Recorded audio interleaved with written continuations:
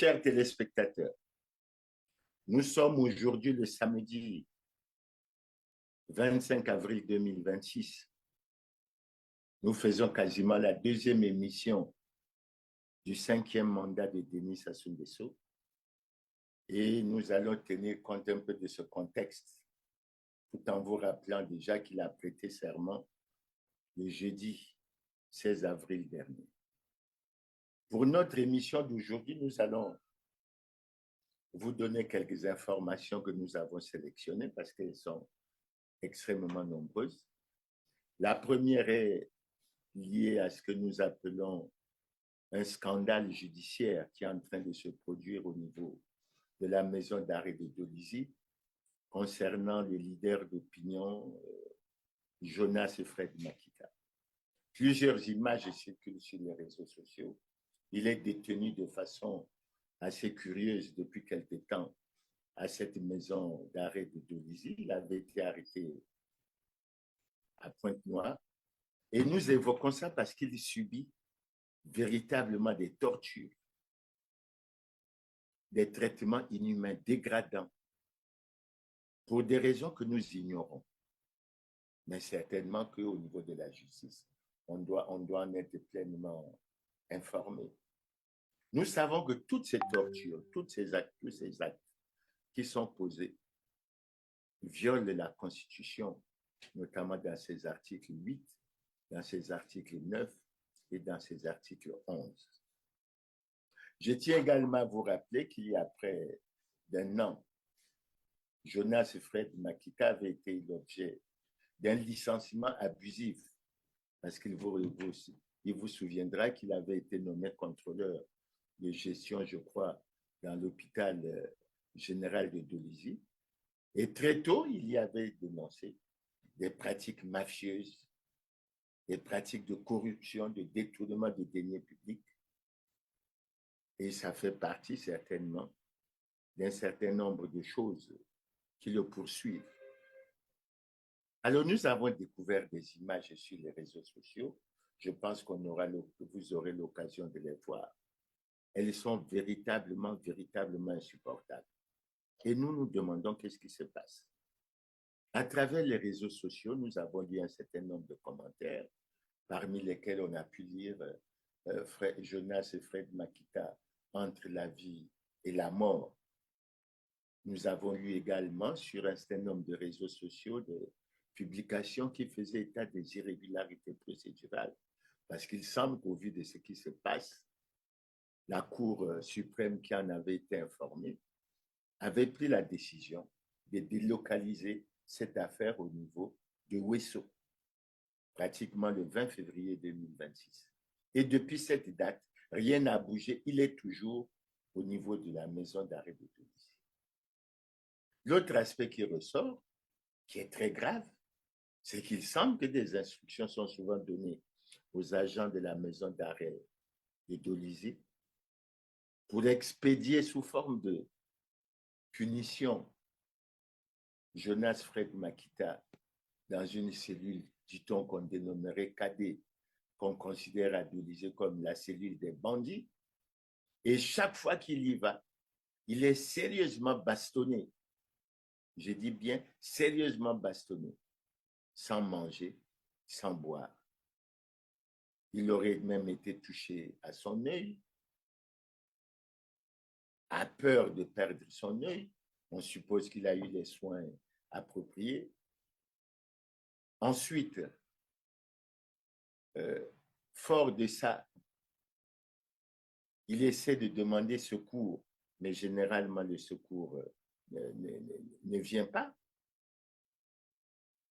Et on se demande qu'est-ce qui se passe. Les images sont vraiment insupportables à voir, surtout quand on voit son pied. Je ne sais pas à quoi il a été soumis, etc. Alors, ce sont des pratiques qui sont fortement condamnables. Et on ne comprend pas comment ça se passe. Visiblement, ça apparaît comme un règlement de compte. Ça apparaît comme si il avait touché à des dossiers qui sont liés à des gros intérêts.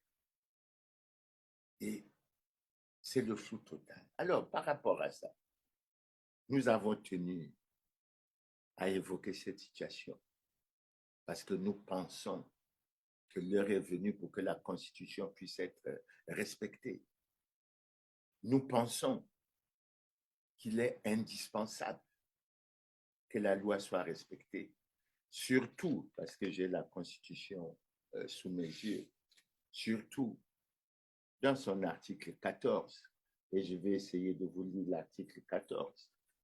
L'article 14 dit ceci: tout individu, tout agent de l'État, tout agent de collectivité locale, toute autorité publique qui se rendrait coupable d'actes de torture ou de traitements cruels, inhumains ou dégradants,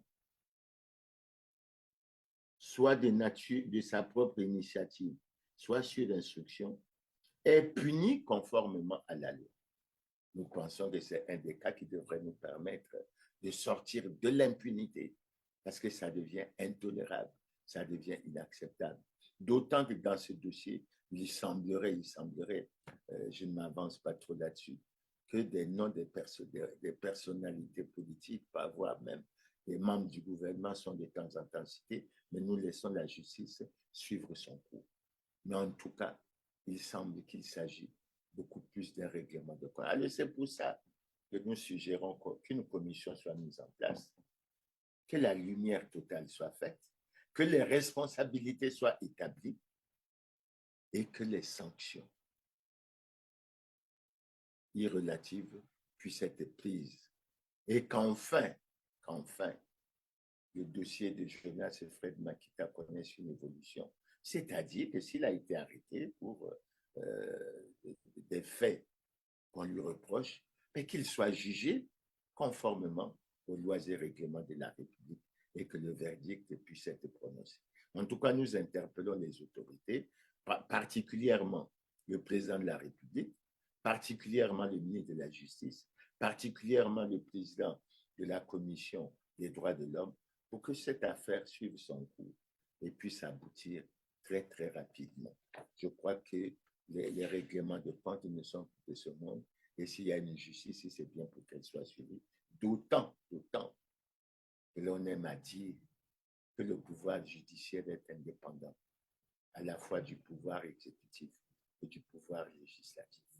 Donc voilà la première affaire. Et nous pensons qu'il faut que la sécurité de Fred Makita en prison soit assurée. En tout cas, chaque fois que nous aurons l'occasion de dénoncer ce genre de traitement, nous le ferons. Parce qu'il faut que l'on sache qu'on ne cherchera pas toujours à réduire les Congolais au silence et qu'il est de la responsabilité des Congolais de prendre les destins de leur pays entre les mains. Et je rappelle en cette matière que l'article 25 de la Constitution garantit la liberté d'expression. Donc voilà pour cette affaire. La deuxième affaire que je vais évoquer est relative à ce que j'appelle le calvaire des retraités. Et moi-même, j'en suis un. Pourquoi je parle de calvaire? Assez souvent, on a évoqué cette situation. Et vous savez que les retraités congolais comptent à ce jour pratiquement près de 55 à 60 mois d'arriéré de pension. Ils vivent véritablement un calvaire et ce qu'ils subissent ressort pratiquement de la méchanceté. C'est comme si on se rendait compte que la méchanceté est l'un des éléments de la gouvernance de ce pouvoir qui se vante d'avoir un bilan globalement positif. Peut-être que l'un des aspects positifs de ce bilan, c'est justement de faire souffrir les retraités, etc. Alors, je vois dans les réseaux sociaux, j'ai vu dans les réseaux sociaux qu'on va commencer à payer la pension.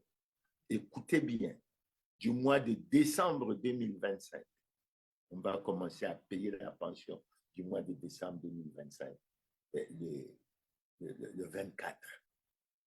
Et moi, j'ai essayé de faire le point. Ce point m'a fait ressortir ceci. La pension du mois d'août 2025 a été payée le 21 novembre 2025. Comptabilisez vous-même les mois d'écart. Août, septembre, octobre. Et c'est le 21 novembre que cette pension a été payée.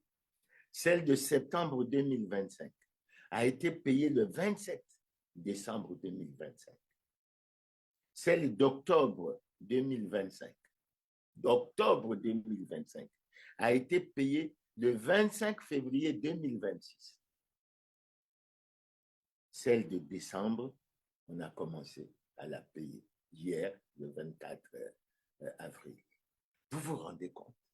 La question que je me pose assez souvent et à laquelle les dirigeants ne répondent pas souvent, pourquoi autant de méchanceté à l'endroit des retraités, qui sont des gens qui ont rendu des services à l'État, pour lesquels les dispositions ont été prises pour qu'ils vivent une retraite calme et paisible, et pour lesquels on leur fait vivre un calvaire à la fois inacceptable, intolérable. Que se passe-t-il en réalité? Mais en réalité, quand j'y réfléchis, j'analyse les faits, je me dis que la responsabilité ne revient pas seulement aux gouvernants.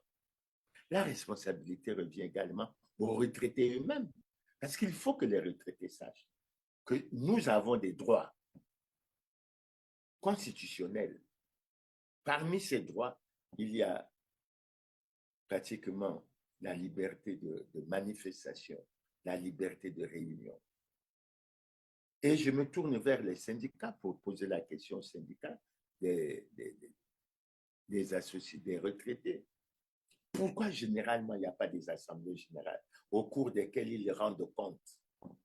Et nous, les retraités, puisque j'en suis un, nous apprenons souvent qu'ils sont au niveau du directeur général de la crève, qu'ils sont au ministère du Travail, de la Sécurité sociale et autres. Mais jamais, depuis qu'on avait eu l'Assemblée générale au niveau de Wannsee, il n'y a pratiquement plus d'Assemblée générale. Alors que le rôle du syndicat, d'après ma compréhension, c'est de défendre les intérêts des travailleurs. Et dans cette démarche de défense des intérêts des travailleurs, on rencontre aux travailleurs, plutôt aux personnes concernées, ce n'est pas les travailleurs, excusez-moi, c'est les retraités. On rencontre aux retraités à travers des assemblées générales qui doivent permettre des débats et qui peuvent permettre à ces retraités qui ont été des cadres, qui parfois ont travaillé au budget, ont travaillé au trésor, ont travaillé au ministère de l'économie. Enfin, dans les retraités, on retrouve tout genre. Mais ils n'ont parfois pas perdu leur tête. Et il y en a beaucoup qui ont encore des idées qui peuvent servir à ce que l'on puisse avancer. Alors, on constate d'une part que les gouvernants ont peur que les retraités puissent se retrouver en dépit des dispositions constitutionnelles. Et de l'autre côté, nos syndicats sont dans une attitude que nous ne comprenons pas du tout. Alors, c'est pour ça que nous disons, trop c'est trop. En tout cas, trop c'est trop. C'est vrai que l'on a pris conscience. Dit-on que les gouvernants considèrent que les retraités sont des serpents sans venin.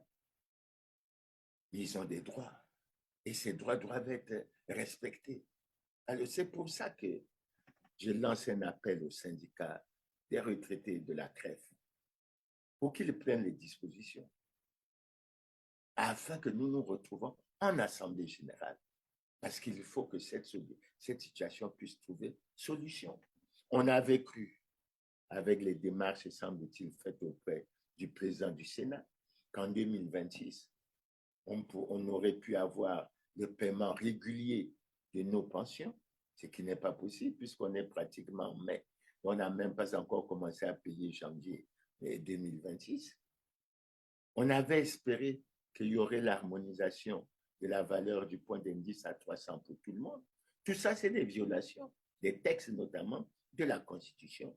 Visiblement, il n'en est rien. On nous avait fait miroiter à travers la loi des finances quelques dispositions qui faisaient apparaître qu'il y avait des lignes qui étaient inscrites, mais de tout ça, il n'y a absolument rien. Il y a des arrérages. Non, je crois qu'il faut que cette situation soit résolue différemment. Je rappelle aux gouvernants que la Constitution du 25 octobre 2015 prévoit dans ses articles 227 et 228 l'institution d'un conseil national de dialogue, organe de concertation, organe d'apaisement, organe de réconciliation de toutes les forces vives de la nation sur les grands problèmes politiques de la nation. Et la situation des retraités en est un. Pourquoi on ne se retrouve pas? Alors moi, j'exhorte sur cette question les syndicats des retraités vraiment à prendre des dispositions pour que nous nous retrouvions en assemblée générale, pour qu'ils nous rendent compte exactement de ce qui se passe, qu'ils nous disent où est-ce qu'il y a le blocage, parce que même lorsqu'ils entrevoient de faire un sit-in, les gouvernants n'en veulent pas. Qu'est-ce qu'ils veulent exactement? Continuer à faire souffrir les Congolais. Et moi, je suis de ceux qui ne se trompent pas, parce que j'ai cru entendre dire que le projet de société, c'est accélérer la marche vers le développement. Et écoutez, si pendant que le projet était intitulé Ensemble, poursuivons la marche, entendu marche vers le développement, on n'a fait que faire souffrir les retraités. Je crois que la situation des retraités avec ce nouveau projet de société va devenir encore pire. Et c'est pour ça que je demande aux retraités, à ce qui me concerne, de prendre leurs responsabilités. Et ces responsabilités, nous devons les prendre à partir des dispositions constitutionnelles. Et je crois que nous devrions savoir en faire bon usage. Au-delà de ça, le dernier problème que je vais évoquer en termes d'information, je donne l'information que le 15 avril dernier, nous avons fait le choix de saisir le premier président de la Cour suprême sur la situation relative à l'obligation de déclaration de patrimoine. Parce que l'article 55 de notre Constitution est clair. Tout citoyen élu ou nommé à une autre fonction publique est tenu de déclarer son patrimoine lors de la prise de fonction et à la cessation de celle-ci, conformément à la loi. Le constat fait, c'est que ça ne s'exécute pas. Et je rappelle que dans le programme d'action gouvernementale de Colline Makosso à l'époque, il avait indiqué que plus qu'un devoir de transparence, il s'agissait d'une preuve de lutte, de bonne gouvernance, de lutte contre l'enrichissement illicite et la corruption. Ne pas respecter cette disposition ne signifie rien d'autre que le choix que l'on a fait pour favoriser la corruption, pour favoriser les détournements des deniers publics, c'est-à-dire pour plonger les Congolais dans la misère et dans la souffrance. Et dans cette lettre que j'ai adressée au premier président de la Cour suprême, j'ai tenu à la déposer le 15 pour une raison simple, une volonté de référence. Pourquoi? Mais parce que pour moi, le 15 avril 2025, c'était pratiquement la fin du 4e mandat du président Denis Sassou Nguesso, à l'orée du début du 5e mandat. Et le constat que l'on fait, c'est que le président Denis Sassou Nguesso n'a jamais déclaré son patrimoine depuis 2002. Et moi, j'aime à rappeler qu'il ne l'a pas fait en 2002, il ne l'a pas fait en 2009, il ne l'a pas fait en 2016. Beaucoup croyaient qu'il allait le faire en 2026, il ne l'a toujours pas fait. Et la question que l'on se pose, pourquoi le président de la République ne respecte pas la Constitution? Est-il au-dessus des lois et règlements de la République? D'autant que dans la loi relative à cette affaire, c'est la loi numéro 4/2019 du 7 février 2019, il y a un article 12 qui prévoit des sanctions pour tout citoyen élu ou nommé à une autre fonction publique qui ne déclare pas son patrimoine.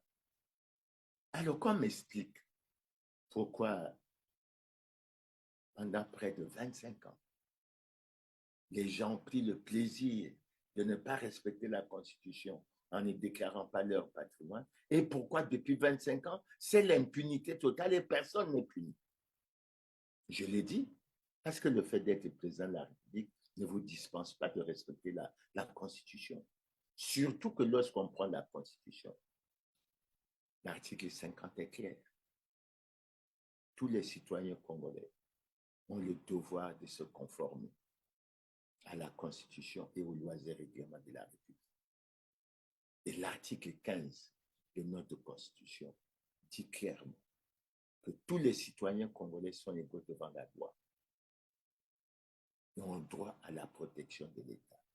Nul ne peut être favorisé, désavantagé par rapport à sa condition ou son origine familiale, sa condition, son origine ethnique, sa condition sociale, politique, etc. Donc, les choses sont claires. À partir du moment où nous ne sommes pas capables, et là je m'adresse et j'interpelle particulièrement les Congolais, de faire respecter nos lois, il est vain de parler de la paix. Si on ne respecte pas les lois et règlements de la République, ça veut dire que la paix, on ne la respectera pas. Et ça sera véritablement un vain mot. Ce serait véritablement dommage. Ça serait véritablement triste. Et c'est pour ça que je vais passer à la thématique de ce jour. Nous avons choisi au regard du contexte, dominé par la tenue de l'élection des 12 et 15 mars 2026, dominé par la prestation de serment, nous avons tenu à accorder une attention toute particulière. Et je sais que les gens disent qu'on revient sur les mêmes choses, mais je vous dis qu'il y a 20 ans, 24 ans que les gens ne respectent pas les lois et les règlements de la République.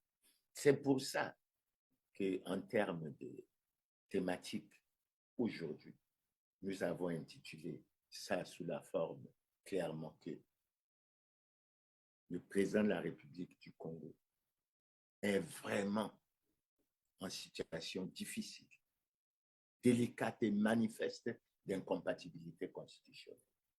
Il n'est pas en conformité avec la loi.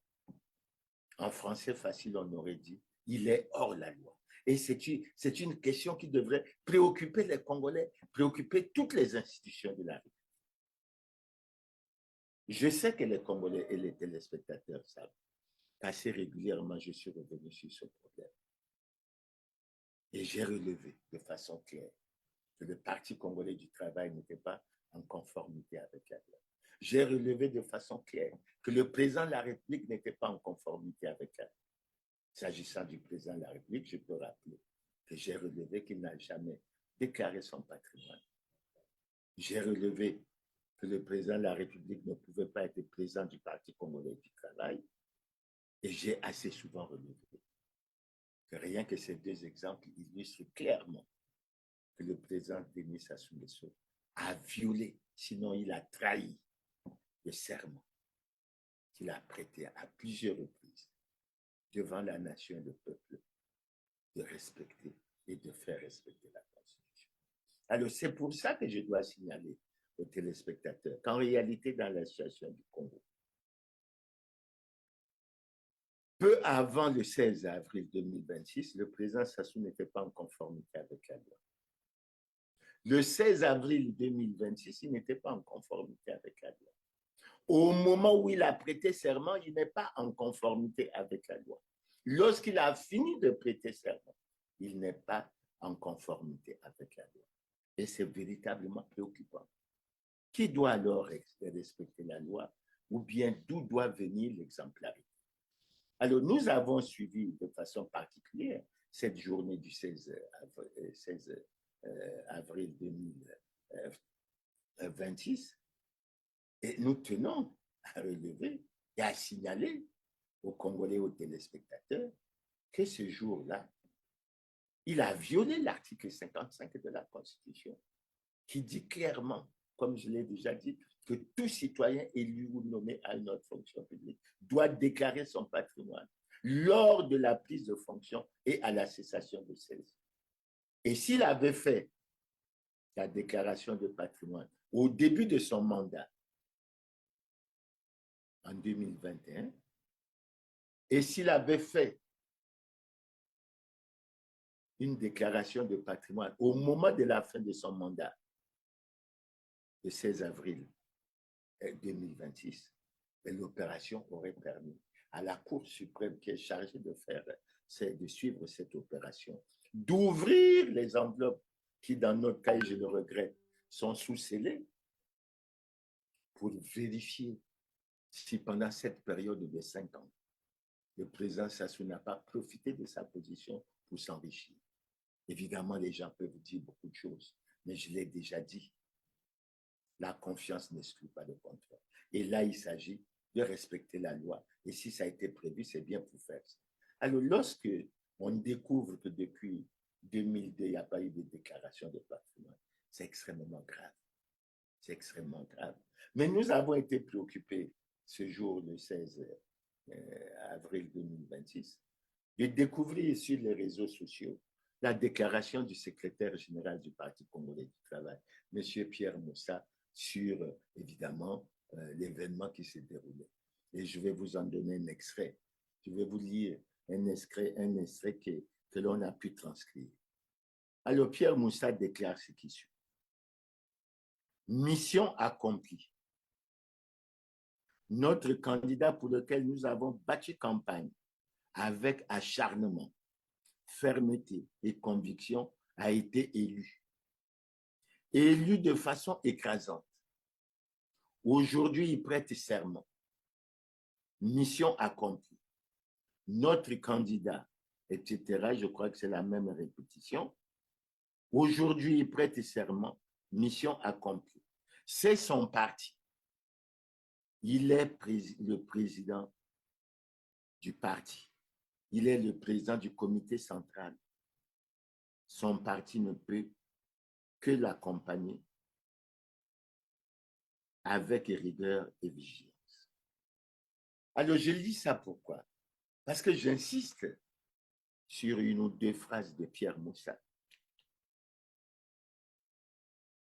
C'est son parti. Il est le président du parti.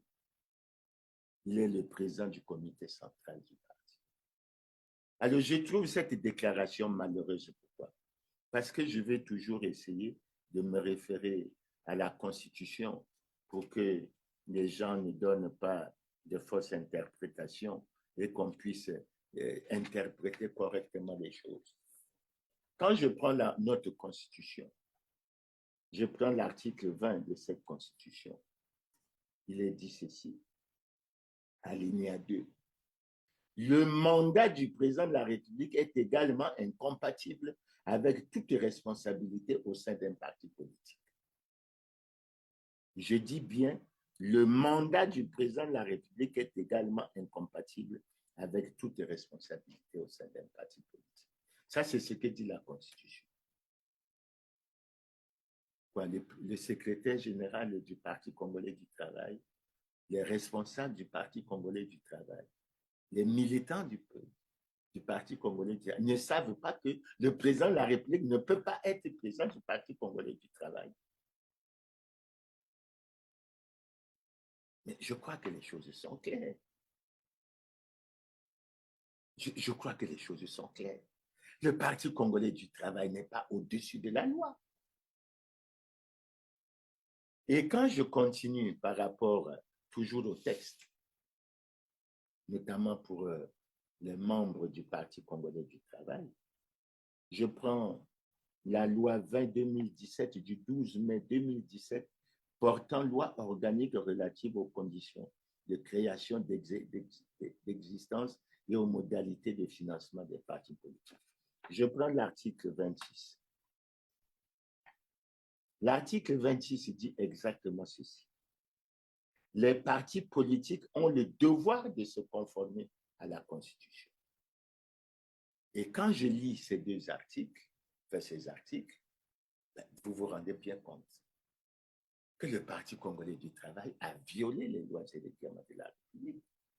Et assez souvent, j'ai répété, que ce soit lors du congrès de décembre 2019, que ce soit lors du congrès de décembre 2025, que vous avez entendu dire que les congressistes du Parti congolais du travail ont décidé unanimement de reconduire M. Denis Sassou Nguesso comme président du comité central du Parti congolais du travail, c'est-à-dire président du Parti congolais du travail. Et ça fait de nombreuses années que des démarches ont été menées auprès des institutions, notamment la Cour constitutionnelle, pour faire relever ce fait. En 2020, nous avons introduit un recours. La Cour constitutionnelle s'est déclarée incompétente et a choisi d'en faire notification au président de la République, au président du Sénat, au président de l'Assemblée nationale, au premier ministre chef du gouvernement, au ministre de l'Intérieur et de la décentralisation, au ministre chargé de la justice. Jusqu'aujourd'hui, ce n'est pas fait. Le PCT et le président de la République violent allègrement, dans l'impunité totale, la constitution de notre pays. Qui doit la respecter? L'exemplarité devrait revenir d'où? Et le disant, j'interpelle le ministre Raymond Zéphirin Mboulou, qui prend des textes de connaissance des partis, parmi lesquels le Parti congolais. Et vous avez vu que la déclaration du secrétaire général du Parti congolais du travail fait apparaître clairement que le Parti congolais du travail viole allègrement la constitution, les lois et règlements de la République et pense que ça doit être impuni. Pourquoi je parle qu'il pense que ça doit être impuni? Mais parce que l'article 31 de la loi relative aux partis que je venais de citer dit exactement ceci. En cas de violation des lois en vigueur par tout parti ou groupement politique ou de trouble à l'ordre public, le ministre chargé de l'administration du territoire suspend par voie d'arrêter le parti concerné de toutes ses activités et ordonne la fermeture provisoire de ses locaux.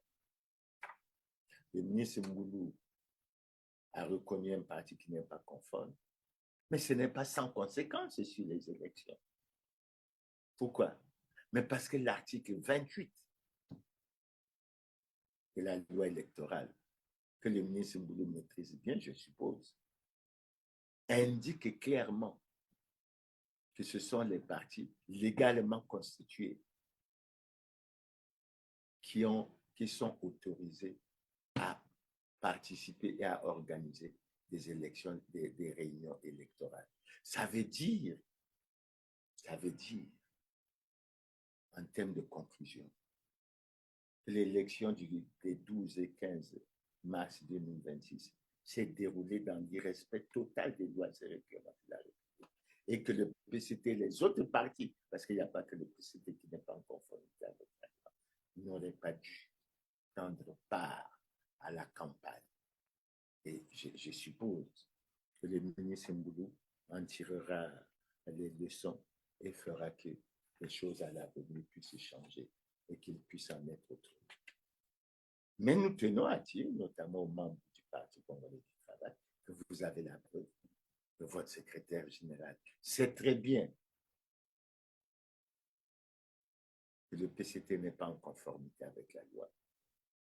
Il le déclare comme pour dire aux Congolais et pour dire aux autres acteurs politiques et aux partis politiques.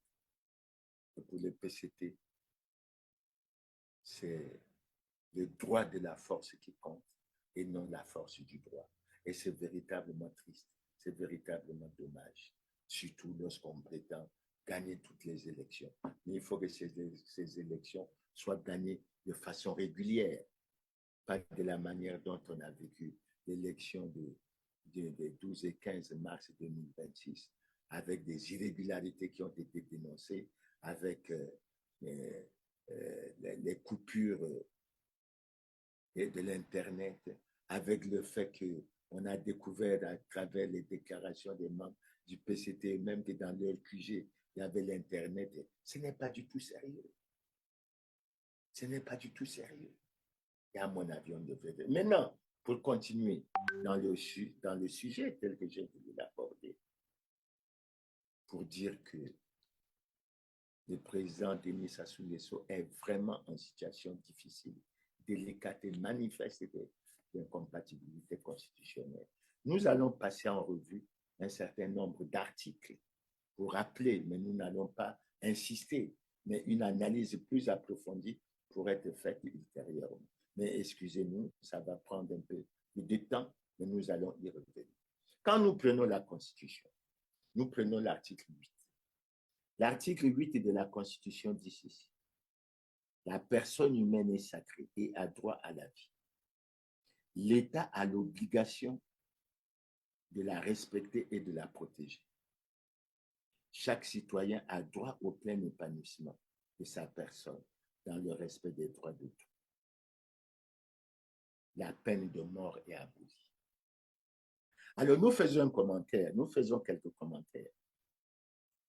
Nous n'allons pas en faire trop parce que sinon, ça nous prendrait du temps. Le premier commentaire que nous faisons, nous voulons rappeler, puisqu'il y a la continuité de l'État, qu'il y a eu dans ce pays en 2005 ce qu'on a appelé le procès sur les disparus du budget. Et ce procès avait abouti à la conclusion qu'il y avait des victimes sans auteur. Et un groupe de travail des Nations Unies avait recommandé au gouvernement de poursuivre les enquêtes jusqu'à l'établissement des responsabilités pénales et individuelles. 2005. Il y a 21 ans qu'on attend. Mais il s'agit de la vie humaine, et de ce que la vie humaine est sacrée. Il faut qu'on le retienne. L'autre aspect que nous pouvons retenir, c'est que le président a déclaré au sujet de la liberté que c'est lui qui a ordonné l'opération Zéro Koulouna. Nous savons comment ça s'est passé. La peine de mort est abolie dans notre pays. Donc là aussi, nous tenons à relever que ce n'est pas du tout sérieux, que cette opération s'est déroulée et se déroule dans l'irrespect total des lois et règlements de la République, particulièrement de la Constitution. Ça, c'est déjà un article. Nous passons à l'article 9. L'article 9 dit ceci. La liberté de la personne humaine est inviolable. Nul ne peut être arbitrairement accusé, arrêté ou détenu. Tout prévenu est présumé innocent jusqu'à ce que sa culpabilité ait été établie à la suite d'un procès juste et équitable garantissant les droits de la défense. Les droits de la victime sont également garantis. De la même façon que nous venons de dénoncer ce qui s'est passé pour l'article 8, ici aussi nous retenons qu'il y a eu violation des lois et règlements de la République. Nous passons à l'article 11. L'article 11 dit ceci. Toute personne arrêtée est informée du motif de son arrestation et de ses droits dans une langue qu'elle comprend. Tout acte de torture, tout traitement cruel, inhumain ou dégradant est interdit. Le pouvoir judiciaire, gardien des libertés individuelles, assure le respect de ce principe dans les conditions fixées par la loi. Nous savons tous qu'il y a eu des cas où il y a eu des tortures dans ce pays, qu'il y a eu des cas qui ont causé la mort de beaucoup de nos compatriotes, surtout de ceux qu'on appelle opposants au régime. Je vous rappellerai sommairement l'affaire d'Augustin Kalakala, qui a été enlevé chez lui un soir par des gens cagoulés, qui a subi des tortures, des traitements inhumains, dégradants, qui a été retrouvé un jour pratiquement presque mort devant la morgue de Brazzaville et qui a perdu la vie en mai 2019 jusqu'à aujourd'hui. Aucune enquête n'a permis de faire la lumière là-dessus. Jusqu'à aujourd'hui, aucune enquête. Je pourrais parler de Gambou Raymond, le frère de Andro Kombi-Salissa, qui a subi des traitements inhumains, dégradants, etc. Et qui a trouvé la mort à la maison d'arrêt. Plus récemment, je ne ferai pas beaucoup de commentaires. Il y a eu le cas de la Sébuti, qui a été enlevé un jour, en plein jour chez lui, par des hommes encagoulés, qui a disparu pendant près d'une dizaine de jours, qui a été retrouvé dans un état piteux dans le cours d'eau Madoukoutsekele, etc. Tous ces cas n'ont jamais donné lieu à des enquêtes sérieuses qui ont permis que des responsabilités soient établies et que des mesures, des sanctions puissent être prises. Et je tombe sur l'article 14, justement, qui dit ceci, je l'ai cité tantôt. Tout individu, tout agent de l'État, tout agent des collectivités locales, toute autorité publique qui se rendrait coupable d'actes de torture ou de traitements cruels, inhumains ou dégradants, soit de sa propre initiative, soit sur l'instruction, est puni conformément à la loi. Je vous ai cité des cas, mais ces cas sont extrêmement nombreux. Assez souvent, des organisations, les ONG de la société civile font des rapports sur ces situations. Mais il faut que les responsabilités puissent être établies. Et c'est dommage lorsqu'elles ne sont pas établies, malgré ces cas qui sont extrêmement nombreux. Je passe à l'autre article. Article 15. Tous les citoyens congolais sont égaux devant la loi et ont droit à la protection de l'État. Nul ne peut être favorisé ou désavantagé en raison de son origine familiale, ethnique, de sa condition sociale, de ses convictions politiques, religieuses, philosophiques ou autres. Je dis, il y a des cas frappants que j'ai évoqués tantôt. Prenons le cas de l'injustice flagrante entre les retraités et les fonctionnaires. Injustice flagrante. Parce que pendant que les fonctionnaires n'ont aucun retard du point de vue du paiement des salaires, les retraités cumulent pratiquement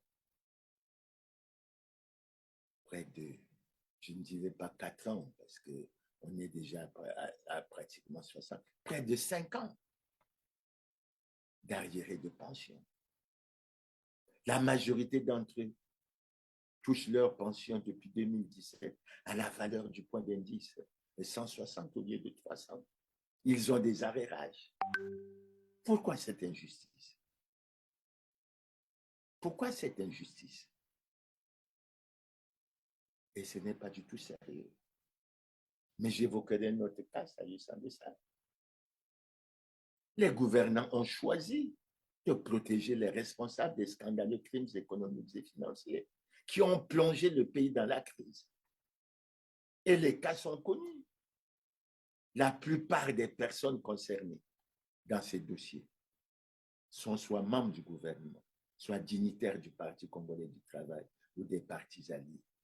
C'est connu. Pourquoi cette injustice? On a même vécu pendant des campagnes des cas de flagrance inacceptables. Je passerai à un autre cas. Lorsque le président de la République prête serment, il prête serment pour garantir la paix et la justice à tous. Pourquoi cette paix et cette justice n'est pas garantie à Jean-Marie Michel Moukoko et André Okombi-Salisa? Et le disant, parce que ce n'est pas moi qui suis responsable des faits, je me base sur la vidéo de Laurent Sokoko, sur laquelle je suis d'ailleurs revenu assez souvent, où l'on a parlé du fils du président Denis Christel Sassou Nguesso de façon claire, dans des propos également très clairs, avec des propositions faites par Laurent Sokoko, comme quoi il était prêt à venir à Brazzaville pour témoigner. Alors pourquoi pour le cas de Jean-Marie Michel Moukoko, lorsqu'il a fait sa déclaration pour sa candidature, le soir même, on a fait circuler une vidéo sur les réseaux sociaux qui a été récupérée et on en a fait une affaire et c'est devenu. Mais pourquoi, s'agissant de la vidéo de Laurent Sokoko, on ne l'exploite pas? Tous les Congolais ne sont pas égaux devant la loi. Pourquoi il y en a qui doivent être désavantagés et d'autres qui sont favorisés? Aller discuter avec un chef d'État d'un pays voisin, d'un pays ami, pour venir renverser le régime en place, ce n'est pas une faute grave. Ce n'est pas plus grave que celui qui a cherché le missile, qui a déjà été jugé. Alors pourquoi il y a des Congolais? Mais les liens de parenté n'agissent pas dans ce genre de relation. Et à mon avis, il n'est pas sérieux. Et si nous développons sur Jean-Marie Michel Mokoki, André Okombi-Salissa, mais nous pouvons même analyser la situation de l'attaque des quartiers sud de Brazzaville en avril 2016. Attaque qui s'est prolongée par ce que l'on a appelé la guerre du poule, mais que je n'aime pas beaucoup évoquer. Le bilan était tellement lourd. Que veut-on? Que veut-on? Donc, il y a un État, il y en a qui sont faits pour subir et il y en a qui sont faits pour être protégés. Non, on doit l'accepter. Et j'ai été peiné de suivre pendant la campagne. Le président déclarait que certainement dans le projet de société, accélérons la marche vers le développement. Le président a relevé avec force qu'il va s'occuper désormais de la moralisation de la vie publique. Près de 24 ans, après près de 24 ans, si je prends 97 jusqu'à aujourd'hui, après un certain nombre d'années, et après on l'a entendu dire, honte aux voleurs, honte aux corrupteurs, honte aux corrompus. Mais ce n'est pas ces déclarations que nous voulons, il y en a tellement eu. Ce que nous voulons, c'est les actes. Et que ceux qui sont impliqués dans les scandales économiques et financiers, et on les connaît, l'argent des 14 000 milliards d'excédents budgétaires n'a quand même pas disparu comme ça. Il était censé être déposé à la Banque centrale. On en connaît. Le FIGA Gate, on connaît. Le Trésor Gate, on connaît. Les malversations financières au fonds de soutien, on connaît. Alors ça va durer jusque quand? On fait souffrir des Congolais. Des gens détournent de l'argent, ils sont protégés. Non, il faut que ça s'arrête. Et vous avez bien des violations graves de la part des gouvernants, des lois et règlements de la République. J'évoque maintenant l'article 22. L'article 22 dit ceci. Tout citoyen a le droit de circuler librement sur l'ensemble du territoire national. Mais posons-nous la question. Pourquoi en janvier 2026, sur ordre du préfet, Anatole Libongo Nguka a été expulsé de son département, enfin, je pu dire de son département d'origine, mais je ne vais pas aller là. Il a été expulsé de la Likwala sur les territoires congolais. Qu'est-ce que ça veut dire? Qu'est-ce que ça veut dire? Je viens à l'article 31 qui dit exactement ceci.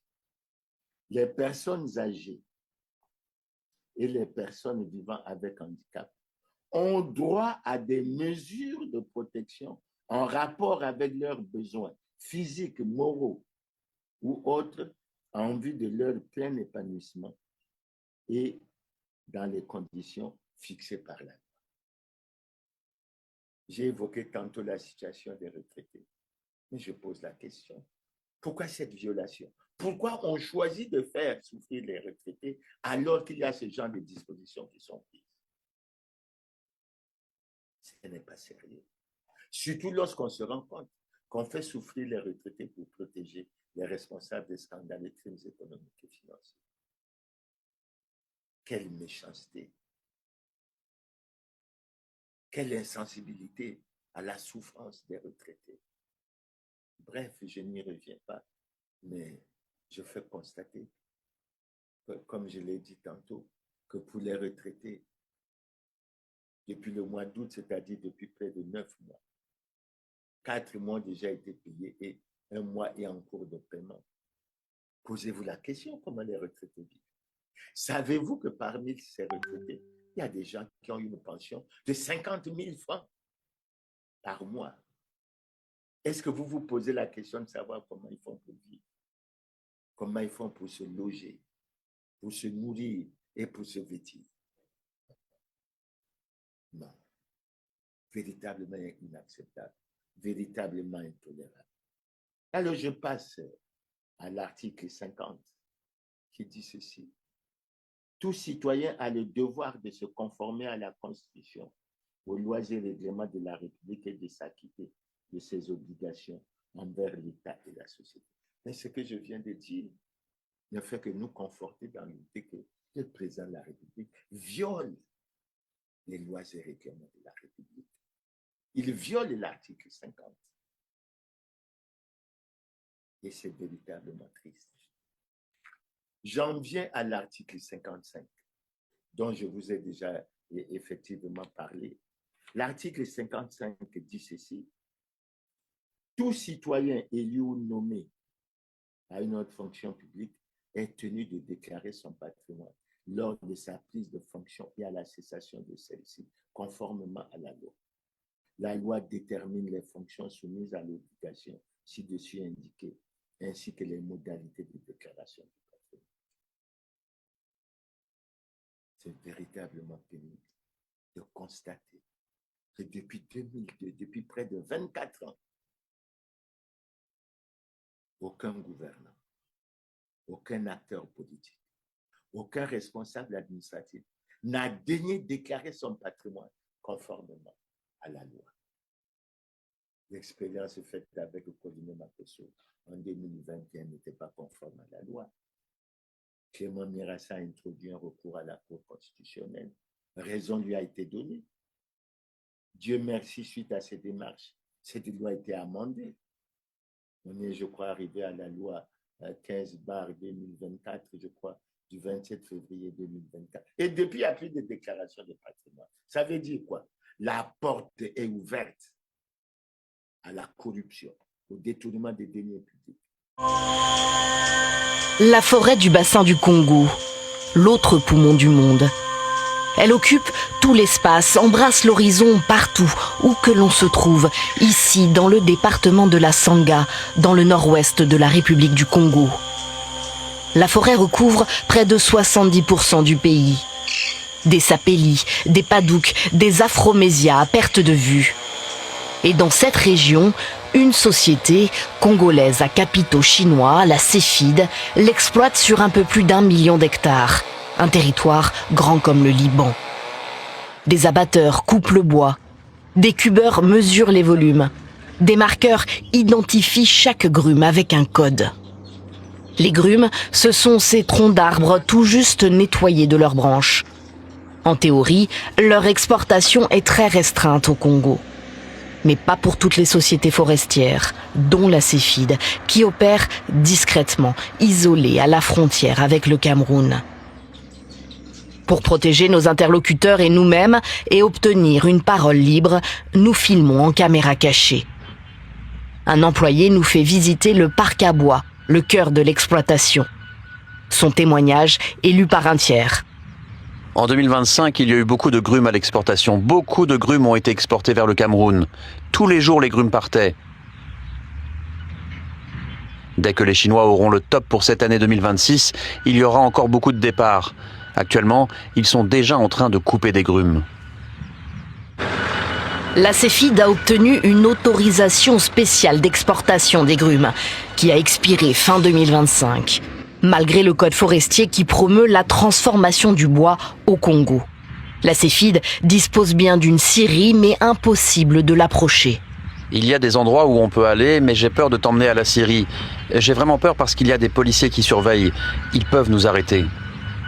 La Cefid préfère n'exporter que des grumes. Ils n'aiment pas transformer sur place. On transforme ici parce que l'État le demande. Si ça ne tenait qu'à eux, ils ne feraient que des grumes à l'exportation. L'État veut qu'ils embauchent plus de gens d'ici en exportant seulement. Ils ne font pas beaucoup travailler les Congolais.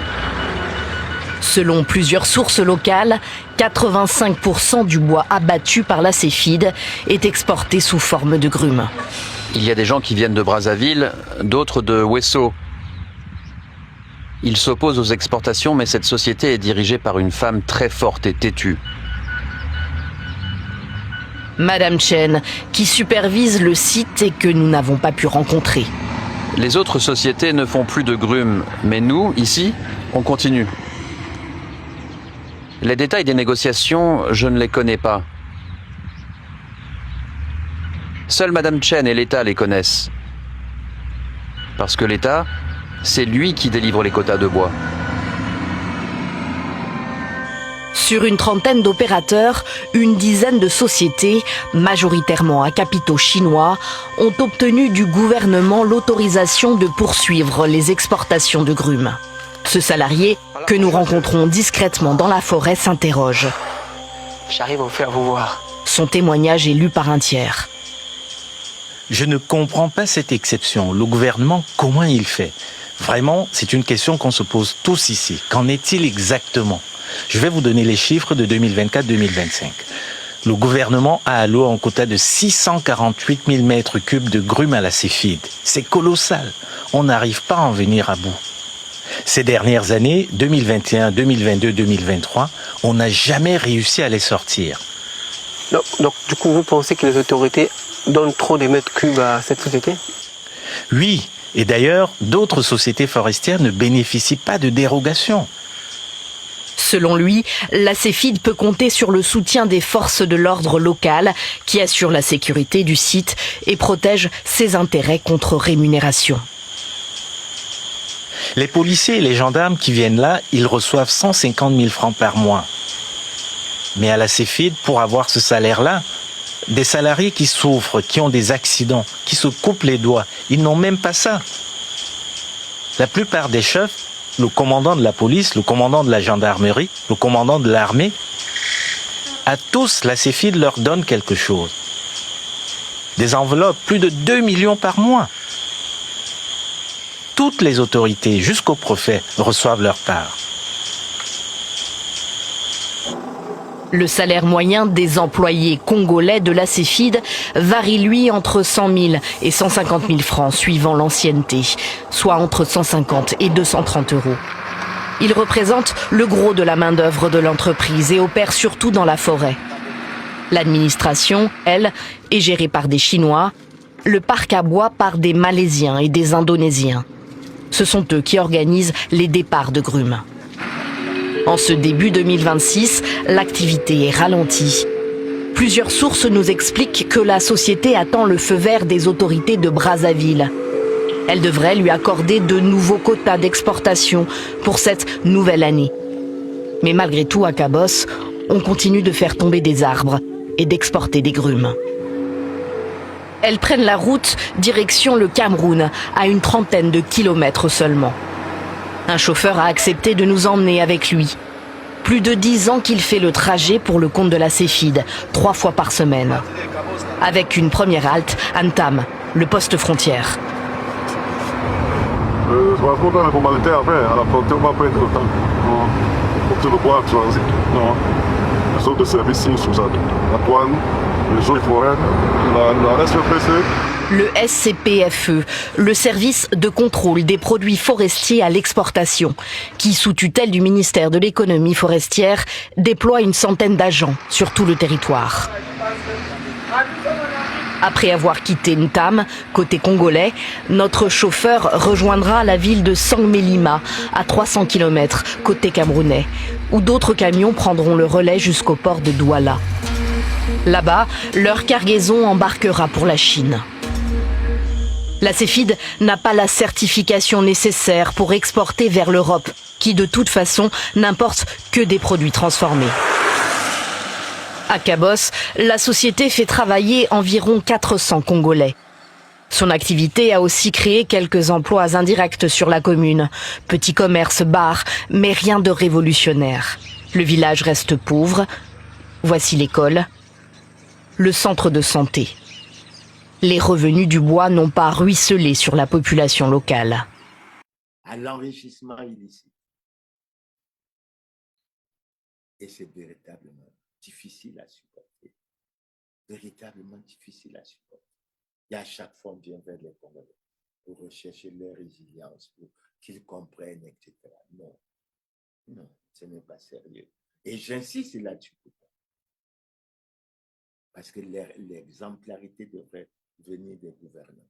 Et en la matière, je ne cesse de répéter que le président Denis Sassou Nguesso n'a pas déclaré son patrimoine en 2002, ne l'a pas fait en 2009, ne l'a pas fait en 2016, ne l'a pas fait en 2021. Et on vient de découvrir qu'il ne l'a pas fait en 2026, puisqu'il aurait dû le faire le 16 avril 2026. Ce n'est pas sérieux. Et on vient à l'article 77, je ne peux pas le relire puisque les Congolais le savent. C'est quoi? C'est la prestation de serment.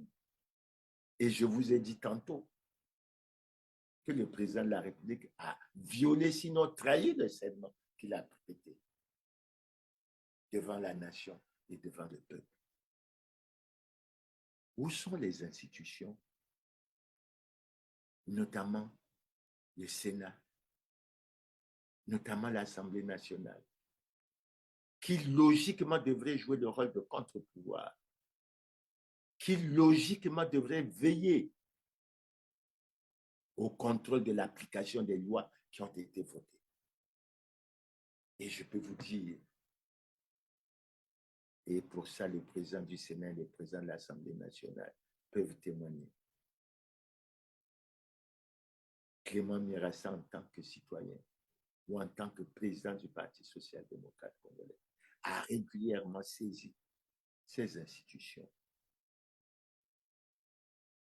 pour attirer leur attention sur ces situations qui étaient préoccupantes. Non, au contraire, on a vu le président de l'Assemblée souvent faire le culte de la personnalité, tout ça. Le bilan globalement positif, avec des gouvernants qui ne respectent pas les lois et les règlements de l'art. Et c'est véritablement triste. Et le 16 avril, le président de la République a prêté serment, c'est vrai. Mais ça s'est passé au cours d'une audience de la Cour constitutionnelle, devant l'Assemblée et devant le Sénat. Le Sénat, tous les sénateurs et tous les députés savent que le président Denis Sassou Nguesso est dans une situation difficile, délicate et manifeste d'incompatibilité constitutionnelle, puisque là, nous vous faisons relever à travers les exemples que nous venons de citer qu'il n'est pas en conformité avec elle. Alors, nous avons l'article 80. Là aussi, je ne vais pas insister, on en a tellement discuté. L'article 80 dit que le mandat du président de la République est également incompatible avec toute responsabilité au sein d'un parti politique. Le président Denis Sassou Nguesso ne peut pas être président du Parti congolais du travail. On peut avoir le débat. Je ne suis pas juriste, mais on peut l'avoir, le débat. Alors, qu'est-ce que ça veut dire? Qu'est-ce que l'on fait? Et si on pousse l'analyse plus loin, le président du Parti congolais du travail ne peut pas organiser une élection libre, équitable et transparente. Selon l'analyse que je me fais de ce qui est prévu dans la Constitution. Et en la matière,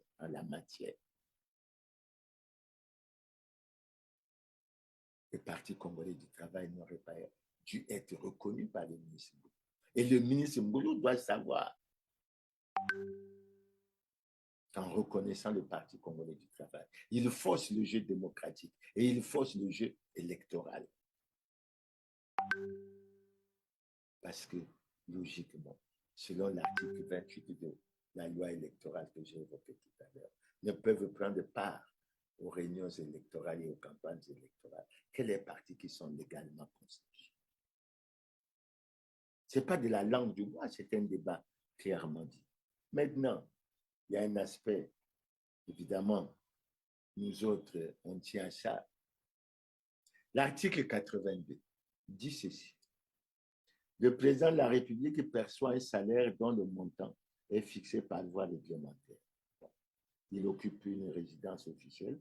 Nous savons tous que le président occupe une résidence officielle. Par contre, il y a un manque de transparence totale s'agissant du salaire du président de la République. Et je crois qu'il faut qu'on fasse l'effort. Parce que lorsque je rentre dans l'Internet, j'ai le salaire du président Trump, j'ai le salaire du président Macron, j'ai le salaire du président Bassirou Diomaye Faye, et les Congolais savent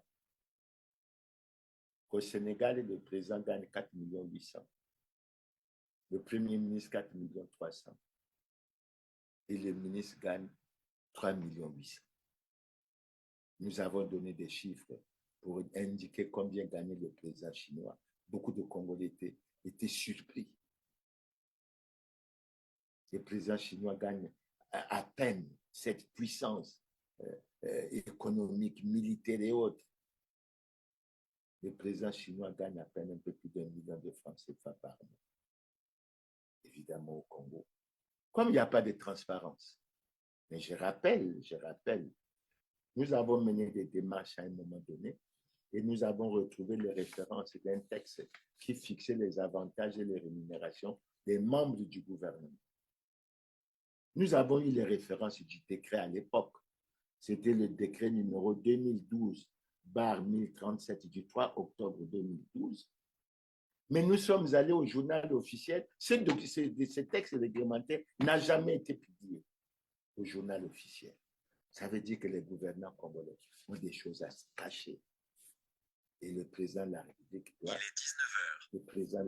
doit savoir qu'il y a une disposition constitutionnelle qui dit que le président de la République perçoit un salaire dont le montant est déterminé par voie réglementaire.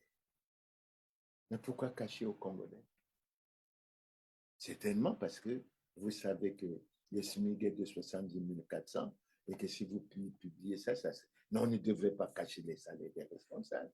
Que ce soit le président de la Cour constitutionnelle, que ce soit le président de la Cour, que ces salaires devraient être connus des Congolais. Mais on sait que les gouvernants congolais sont beaucoup mieux payés, puisqu'on sait qu'un ministre d'État gagne largement au-dessus de ce que gagne le président Macron.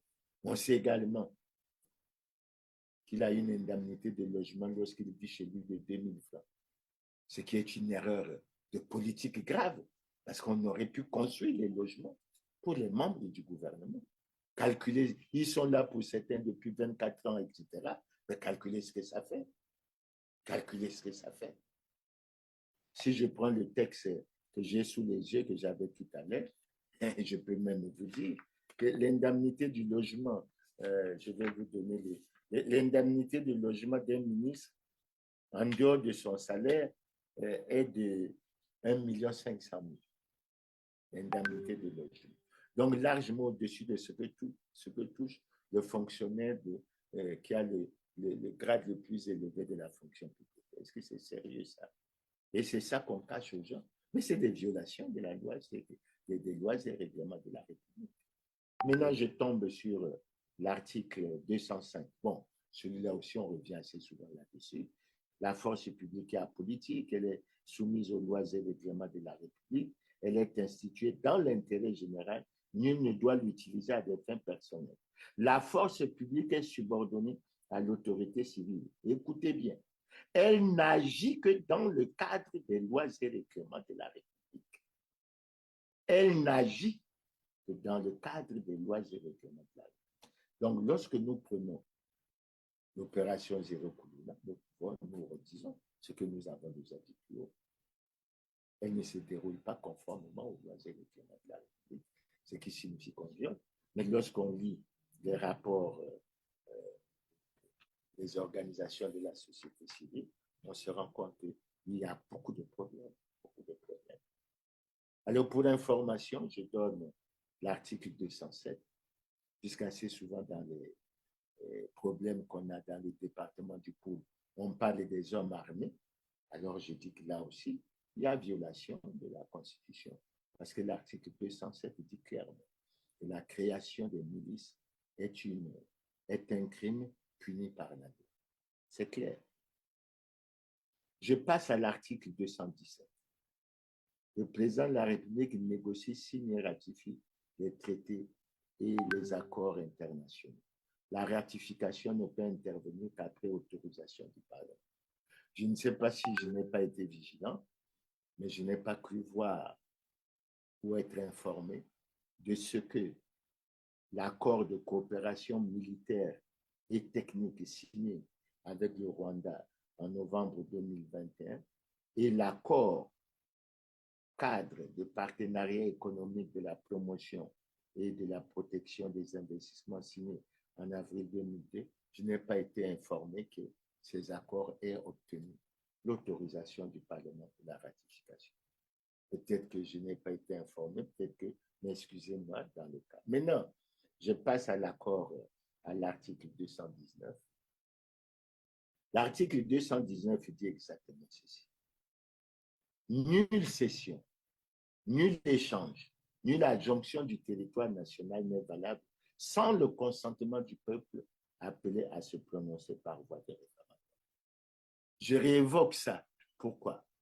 Mais parce que nous avons eu un débat très chaud ici, dans le cadre des accords que le Congo a signés avec le Rwanda. Et nous avons été préoccupés par deux aspects. Le premier aspect qui nous a préoccupés, c'est que lorsque nous nous sommes occupés de ces affaires, on s'est rendu compte que je crois que c'est le 21 juillet 2020, 21 je crois, le ministre d'État, ministre chargé des Affaires foncières, avait reçu l'ambassadeur du Rwanda, qui semble-t-il était venu, spécialement pour lui demander les actes des terres que le gouvernement congolais avait donnés à l'État rwandais dans le cadre de la coopération sud-sud. Et ce que nous avons retenu, qui avait été mentionné à travers plusieurs médias, c'était qu'en réaction à cette démarche, le ministre Pierre Madiala, à l'issue de leurs échanges, l'avait rassuré de son entier engagement afin que ces titres soient obtenus dans les meilleurs délais. Alors, à l'époque, quand on a eu le débat, on nous a demandé de présenter ces titres, mais ce n'est pas à nous de les présenter. Au moins, l'échange avait lieu. C'est l'ambassadeur qui avait déclaré qu'il était venu chercher des titres fonciers pour les terres que le Congo avait données. Est-ce que c'est l'ambassadeur a menti? Et le ministre, etc. Donc, ce débat est un débat qui est resté, qui nous a laissé un peu sur notre faim et on devrait aller avancer. Mais ce n'est pas ça, ça ne s'est pas arrêté là. Après qu'on ait eu ce débat, ben, les Congolais ont eu des vives réactions lorsqu'ils ont découvert sur les réseaux sociaux une déclaration d'une vidéo de la chaîne de télévision rwandaise selon laquelle les membres du secteur privé rwandais avaient effectué du 4 au 8 mars 2024 une mission au Congo pour visiter les deux terrains dont la superficie cumulée était de 980 km², offerts par le Congo au Rwanda et qui étaient devenus la propriété des Rwandais. Nous avons dit, c'est quoi cette affaire? Évidemment, les gouvernants congolais se sont évertués à nous expliquer qu'il n'y a jamais eu ce genre d'accord. Mais qu'est-ce qui a permis à la télévision rwandaise de faire ce genre de déclaration? Et nous nous en étions préoccupés parce qu'à l'époque, lorsque nous intervenions sur ce sujet, nous avons demandé l'annulation pure et simple de tous les accords qui avaient été signés entre le Congo et le Rwanda parce qu'il y avait un fond de méfiance. Il y avait quelque chose qui semblait faire apparaître qu'il y avait comme un agenda caché. Et la question qu'on se posait, qui du Congo et du Rwanda mentait? Et à cette question, on n'a jamais trouvé de réponse.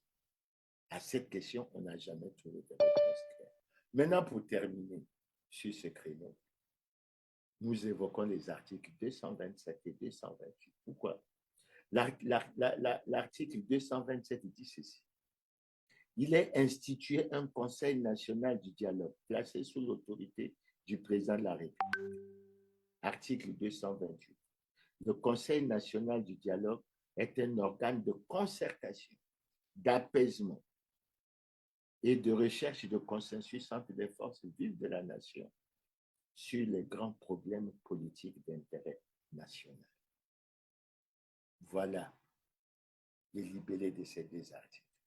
Curieusement, nous constatons qu'on a procédé au changement de constitution en 2015 et jusqu'à aujourd'hui, c'est-à-dire 11 ans après,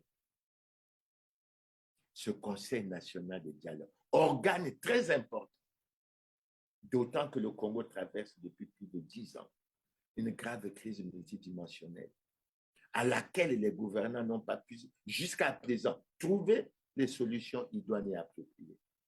Malgré ça, le Conseil national de dialogue n'a jamais été mis en place.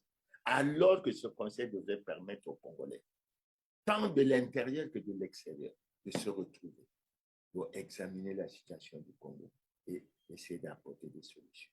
Ce Conseil national de dialogue aurait dû se réunir pour les questions de gouvernance électorale pour l'élection présidentielle.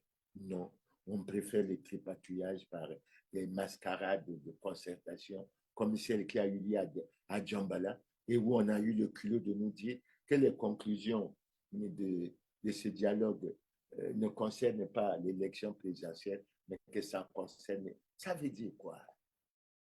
Il faut arrêter, il faut sortir de cette façon de faire.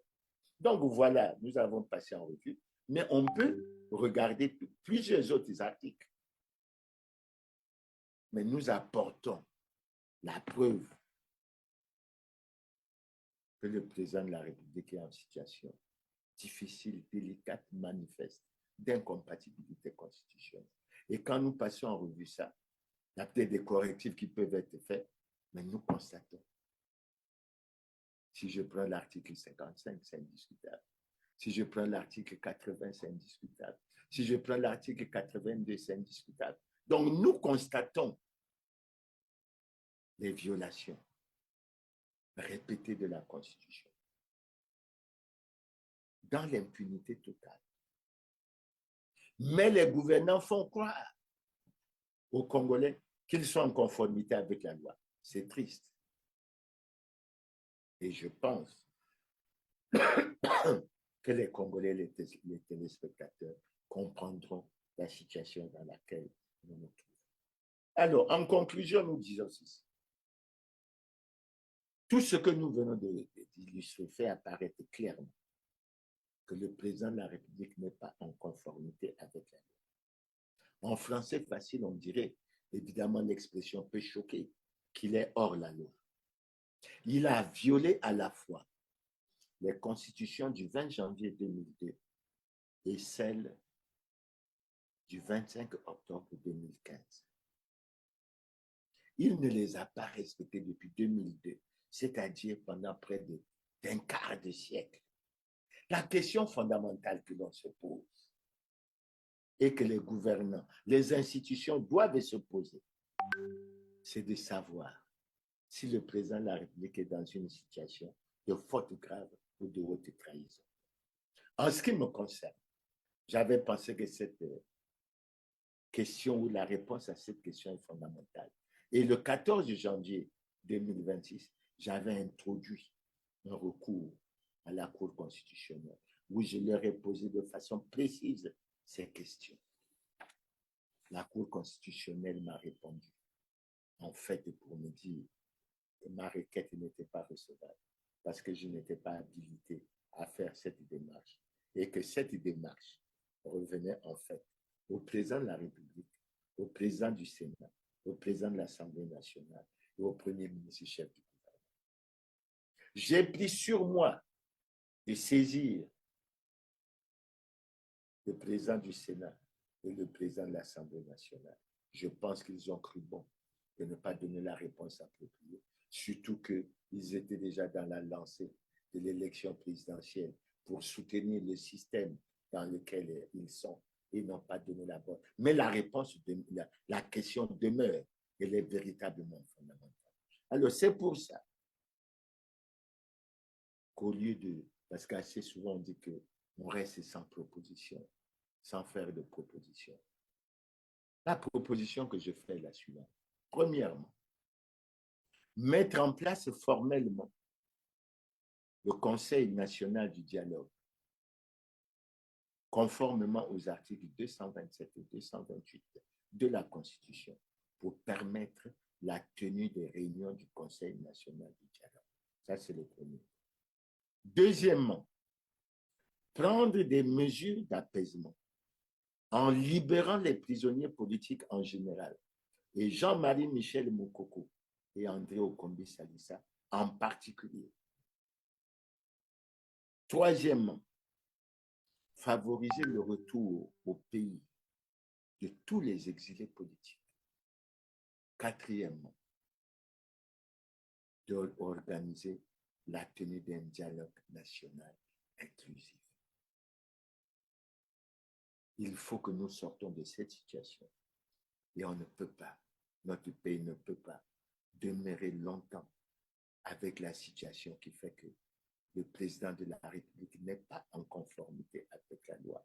Surtout que l'on sait que lorsque le problème s'est posé au niveau des partis, le 12 juillet 2025, le préfet directeur général de l'administration du territoire avait déclaré à ses partis, vous n'êtes pas sanctionné, vous n'êtes pas averti, vous n'êtes pas blâmé, on vous demande qu'une chose, c'est de vous conformer à la loi.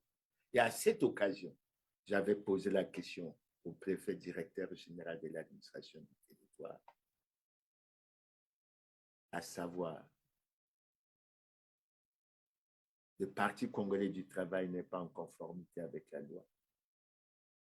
Le président de la République n'est pas en conformité avec la loi. Que faisons-nous? La réponse à cette question demeure pendante. Donc, c'est sur ces mots, chers téléspectateurs, j'ai tenu à aborder cette question. Et je souhaite que nous ayons des débats là-dessus. Mais la vérité, c'est qu'aujourd'hui, et le Parti congolais du travail et le président de la République ne sont pas en conformité avec la loi. En français facile, on dirait, ils sont hors la loi. Et c'est une véritable préoccupation. Je vous remercie pour votre aimable attention et vous donne rendez-vous à samedi prochain. Je crois que ça sera demain, le lendemain de la fête du travail. Et j'espère que nous aurons l'occasion d'avoir un bon thème. Surtout qu'il semble que d'ici là, et le Premier ministre et le gouvernement seront certainement mis en place. Nous aurons l'occasion certainement d'évoquer cette situation. Merci et à bientôt.